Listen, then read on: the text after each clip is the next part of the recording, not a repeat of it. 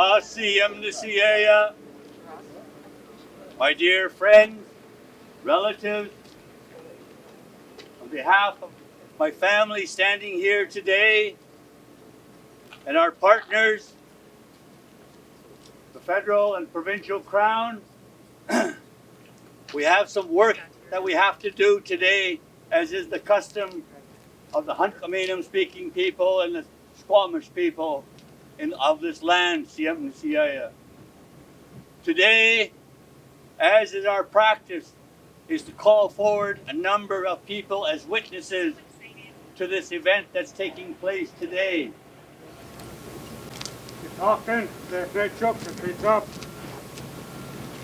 Tsleil-Waututh, na Ellich, Queenam, Storm, Xʷxw, Sælilwətaļ, Queenam, Storm, Sgsmålsiem. Kevin Quinn, the great trucks, the great drop. Terry Beach, CM, asking you to listen to the words and the work. Mo and Ma, Jonathan Cote, Mike Little, asking you to listen to the words and work that's going to take place today.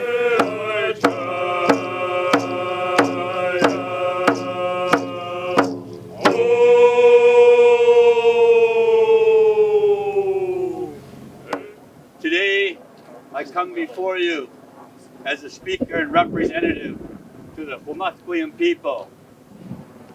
I represent Chief and Council and the Musqueam community today and welcome each and every one of you onto the unceded traditional lands of the unceded speaking peoples that we share with Squamish, Tsleil-Waututh, and the speaking people of Squamish as well, xʷməthkվəyə. Today is a wonderful historic event for all of us. Not that long ago, we traveled by canoe back and forth. We watched these waterways, these treacherous waters, and we had to ensure as to the timing of when we came and went. Winter, fall, spring were very challenging times to move across these waters.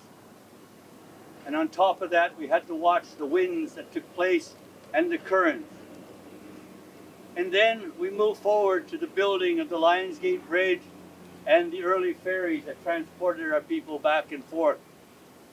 Slow, but still making it available for us to travel back and forth safely. Then we fast forward to the SeaBus. But now today, we've replaced that with a brand new SeaBus. And we would like to say thank you to TransLink, the federal and provincial crown, for recognizing the traditional lands that we lay on today, xʷməthkվəyə. Just on behalf of Tsleil-Waututh Nation, of whom I'm a member, also my relatives from Musqueam and Squamish, I have lineage into both of those nations. Honored to stand here and just welcome you here to this land that our people have called home for thousands of years, giving gratitude to the ancestors of the Musqueam people, the Squamish people, and the Tsleil-Waututh people who called this area home since time out of mind, who walked on these lands, who paddled these waters. And we have to remember them in this work today.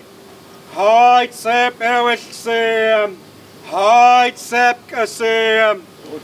welcome each and every one of you, our dear friends, our Squamish and our relatives, Musqueam, Tsleil-Waututh.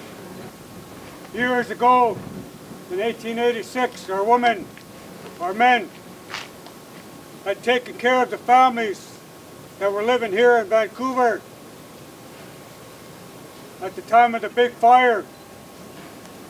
They paddled back and forth, rescuing those lives to bring them over to Tsleil-Waututh, known as North Vancouver.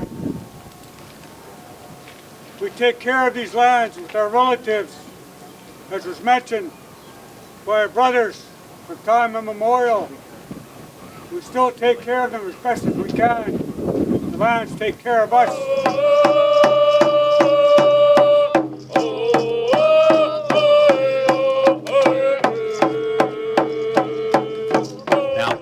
further ado, I will get to the part that we are all here for. It is with immense pride and on behalf of the entire team at Coast Mountain Bus Company and TransLink that I unveil to all of you today the Burrard Chinook.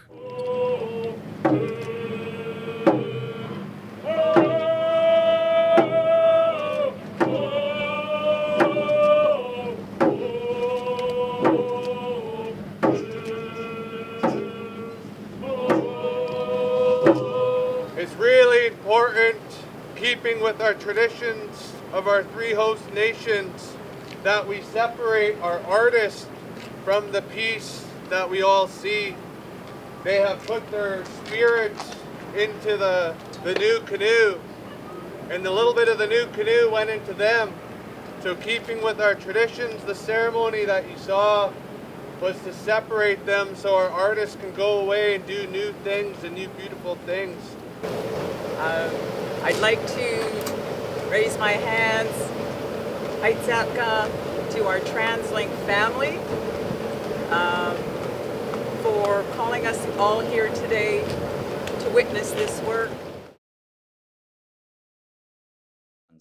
I want to once again really thank artists Kelly, Angela, and Siobhan for helping us transform the newest addition to our fleet into a piece of art that will be admired by our passengers and by onlookers alike, and that pays homage to this area's rich Indigenous history. One of the key themes that I've really learned today is that visual representation for Indigenous people on their own land is incredibly important. And it's something that we're going to continue to prioritize at TransLink. I've said for a long time, now coming up to 5.5 years, that some of the best lessons that I've learned as a member of Parliament have come from the relationships that I've developed with the Musqueam, the Tsleil-Waututh, the Squamish, and other Indigenous peoples. And I think the fact that the SeaBus today has the Chinook on it. One of the first pieces of legislation that I worked on was revising the Fisheries Act. Can't really talk about reconciliation without the Fisheries Act, and of course now Indigenous knowledge is incorporated into law, referred to by the minister, so that's taken into account when decisions are being made.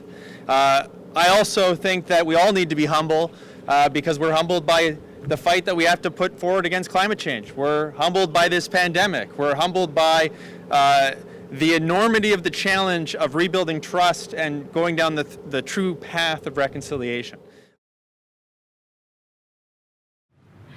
We're all wearing these ribbons today, and they're not simply a fashion statement. They are an acknowledgement of the incredible work that we are all called upon to do in our journey towards reconciliation. It can be tempting to imagine that the discoveries at residential schools of unmarked graves of children is somehow new to us, new to Canadians. But the reality is the Truth and Reconciliation Commission told us about this years ago. They told us what we would find if we went looking, and now that we see, we cannot look away. There is a lot for us to do. And this kind of acknowledgement of the traditional territories upon which these services operate is so incredibly important, and I lift my hands to TransLink, to Squamish, to Tsleil-Waututh, and Musqueam, all the artists, for what you have accomplished here today. Thank you. It's been an honor to be a witness to this special event today.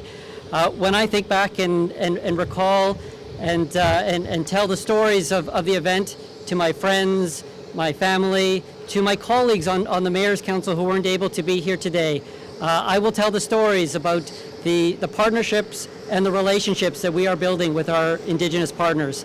I will tell the stories of the dancing and the singing that helped commemorate this important today.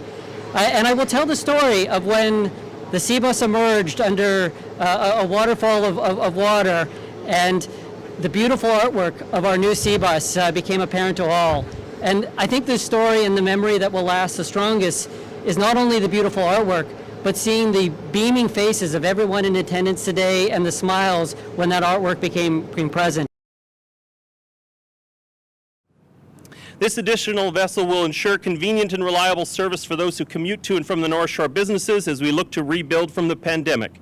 And it's a unique way for visitors to access both Lonsdale and the attractions and parks across the breadth of the North Shore from Deep Cove to Grouse Mountain. We have nearing 3 million people a year in a pre-COVID time that come over to the North Shore and tour our tourist locations. And when you ask people about their experience coming to the area, they don't talk about, well, we took public transit to get to Grouse Mountain or whatever. They talk about the SeaBus. They talk about that experience of getting out in the harbor and seeing the activity and seeing the North Shore Mountains and the city at the same time.